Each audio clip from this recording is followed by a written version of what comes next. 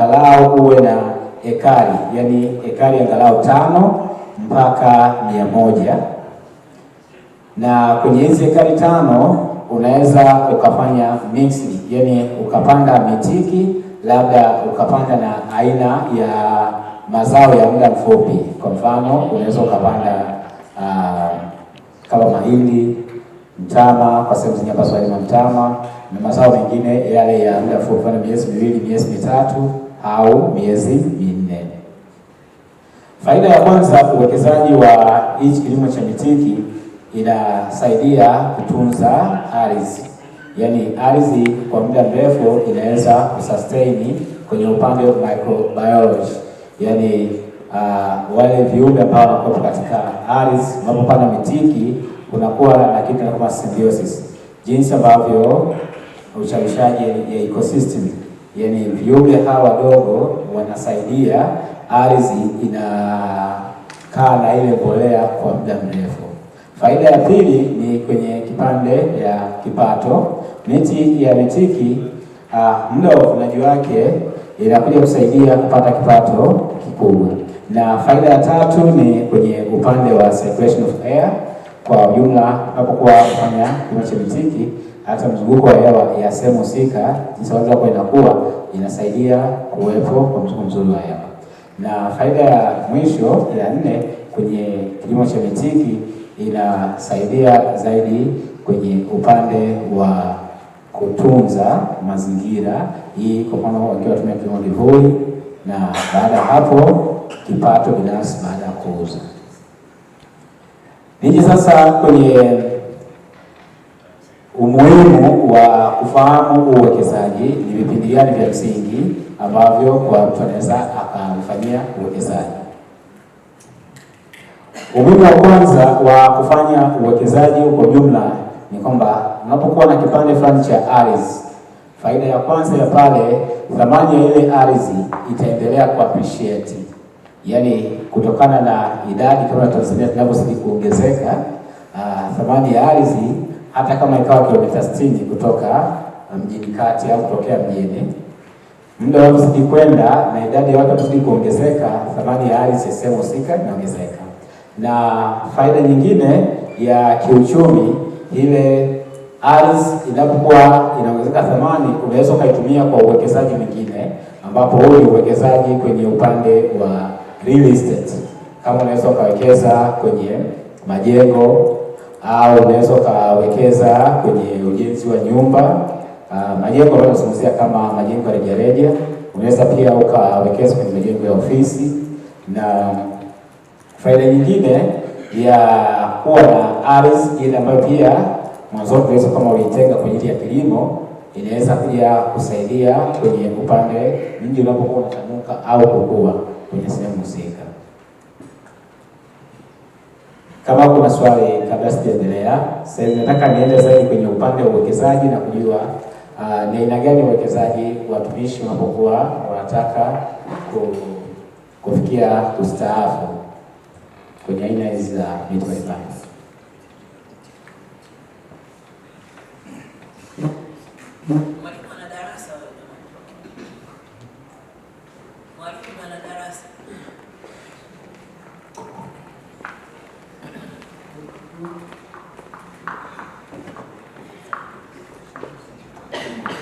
Asante. Mimi nimetaka kujua zao la mitiki linachukua muda gani mpaka kuvunwa, hilo moja. Lakini pili, lina ustahimili gani kwa janga la moto, kwa sababu miti huwa inateketea sana na moto.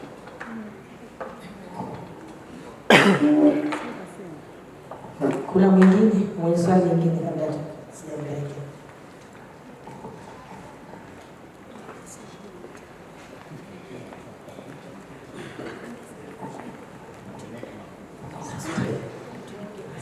Zao la mitiki linachukua miaka 3 hadi miaka 5 kwa mbegu za kisasa ili kuja kuvunwa.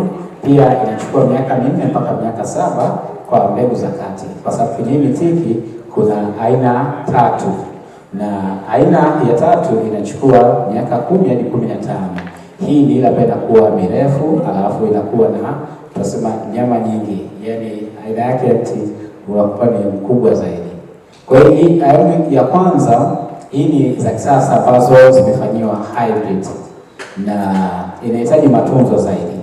Kwa hiyo hicho ni kitu cha kuchukua. Tukija kwenye upande wa jinsi ya kuzoa moto, na ndio maana kilimo hiki kinahitaji sehemu kubwa ya wazi ili uweze kuweka sehemu za kuita ni fire break, yani sehemu ambazo utaacha sio wazi, baadaye zitakuwa zinasafishwa. Kwa mfano muda wa masika au unapokuwa kipindi cha mvua, hizo ni sehemu ambazo utaziacha za wazi. Inatakiwa au inapendekezwa uache kuanzia mita 12 mpaka mita 20, yani pembezoni mwa miti ambayo utakuwa umelima. Ya sehemu hii tunaenda kama ni fire break, kwamba hata kama moto utakuwa umeruka kutoka upande wa pili, labda umeungua kutoka na majani mengi au nyasi nyingi, kwa hiyo sehemu hii ambayo itaachwa ya wazi ni baadaye kuja kusafisha na kuja kusaidia hata kama tutakuwa mkubwa. Na prevention nyingine inashauriwa at uwe na tawa 2 mpaka 3, hasa kutegemea na shamba lako lina ukubwa kiasi gani. Kwa sababu kwa mfano ukienda Morogoro, Iringa, ukienda kwa mfano Njombe au Mafinga, ukaingia pancha hapo ndani ambako tuna shamba la mfano kule, shamba linakaribia kama ekari 500. Alafu kuna pawa ya manake zile ni minara kama 10.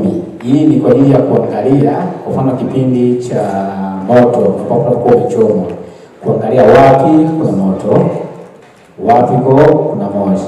Baada ya hapo, ulinzi mwingine ambao tunatakiwa kuweka ni kwa ajili vijana wa kuchunguza, kwenda kuangalia zile sehemu ambazo kwenye fire break pembezoni kila mara msafishwe, at least kusiachwe nyasi, ili iwe tiada kwamba hata kama moto umeruka kutoka upande mwingine usiweze kufikia kwenye shamba la miti. Labda kama kuna swali tena. Naweza nikafanya naweza nikachanganya miti wakati bado midogo pamoja na mahindi au na maharage ili nipate advantage ile ardhi. Ndio sababu ile spacing iko kubwa katika pale kama mahindi. Unaweza kuchanganya. Na hii ndio inapendekezwa sana kwa sasa, kwa sababu unapochanganya inakuja kusababisha kitu kama ile symbiosis. Yaani mimea inapokuwa ina tofauti, kwa mfano mimea jamii ya kunde ile inatoa kemikali ambapo zile kemikali zinawasaidia bakteria wanafeed. Wale bakteria wanaenda wao, bakteria wazuri na wale bakteria wabaya ambao wangeweza kushambulia miti. Sawa? Na pia kwa mfano jamii za mahindi hizi zinasaidia sukari. Ile sukari inatumika na bakteria, sawa, wale bakteria wazuri wanafeed pale, wananufaika. Kwa hiyo kwa mfano kama ukipanda mitiki peke yake bila kuchanganya, basi itabidi kidogo uongeze kemikali za kutumia ili angalau kuzuia, kwa sababu kwenye mashina chini huwa bakteria ambao wanaanza kuzalisha, kama swala la maji na usafi kwenye ile miti haupo vizuri.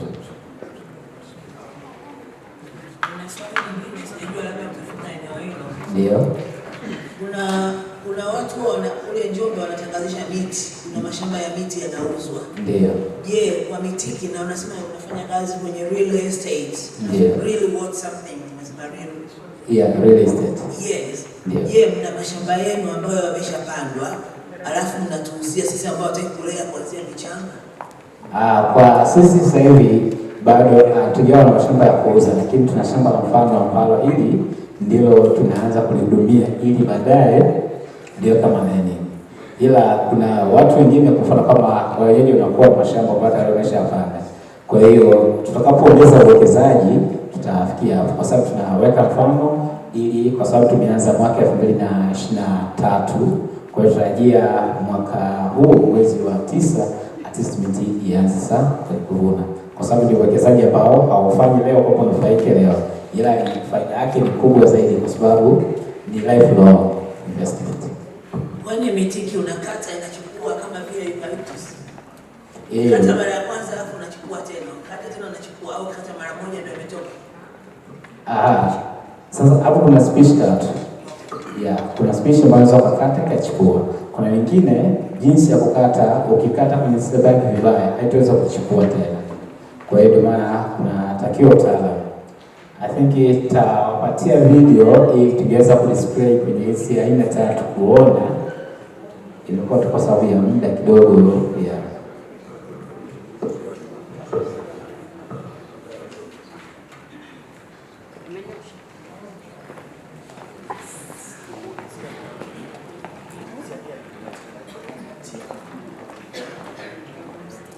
Asante. Mimi nitamani kujua, umekuwa ukihamasisha kwamba uwekezaji huu unapata hela nyingi. Hela nyingi maana yake nini? Yaani ungetuambia labda heka 1 au heka 5 unaweza ukapata kiasi kadhaa, ingekuwa vizuri zaidi kuliko hivyo hela nyingi. Sasa hela nyingi zinabaki ni nini? Asante.